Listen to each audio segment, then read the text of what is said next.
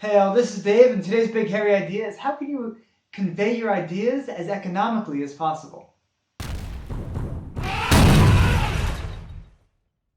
So just this past week, I was really struggling with the question of how do I convey the essence of this book, The Size of Your Dreams, in as few words as possible. And the reason I needed to do that is because I was planning some Facebook ads around this book. And Facebook ads is one of those funny things where nobody's going looking for Facebook ads. You know, they're scrolling down their stream and they're seeing all these pictures of their friends' cats, and then suddenly you try to interrupt them with something and say, no, look at this instead.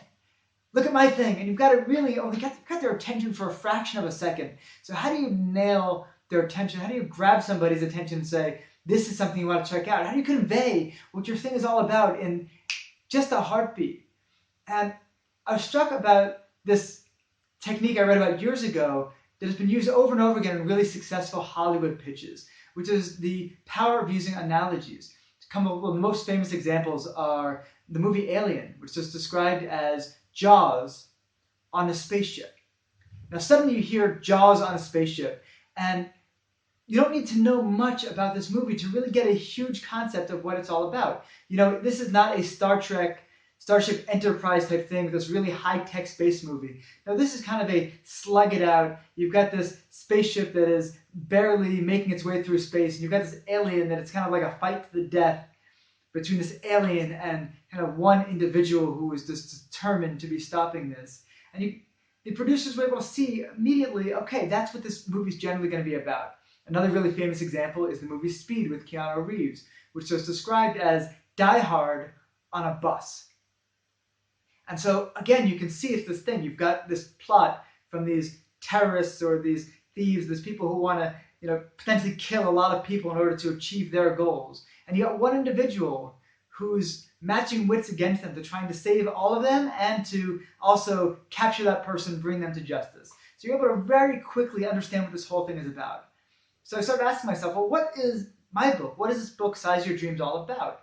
And really two things came to me. One, so many of the skills in this book, so many of the tools I'm teaching come from Think and Grow Rich and other similar type books that teach very clear guidelines on how to make yourself more effective in the world.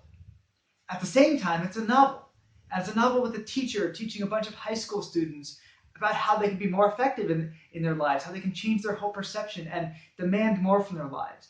And that struck me very similar to Dead Poets Society. So what I've decided to do for this whole idea was to say, okay, well, what is the size of your dreams? In a heartbeat, it's Think and Grow Rich meets Dead Poets Society. And does that capture the book, the essence of what Size of Your Dreams is all about? No, it doesn't come close, but it comes close enough so that somebody seeing it and only giving a few seconds of attention to some ad is able to say, oh, it's this book of tools conveyed in a story of a teacher and students trying to transform their lives. Okay, I get those two concepts. I can see how those two can come together into one book.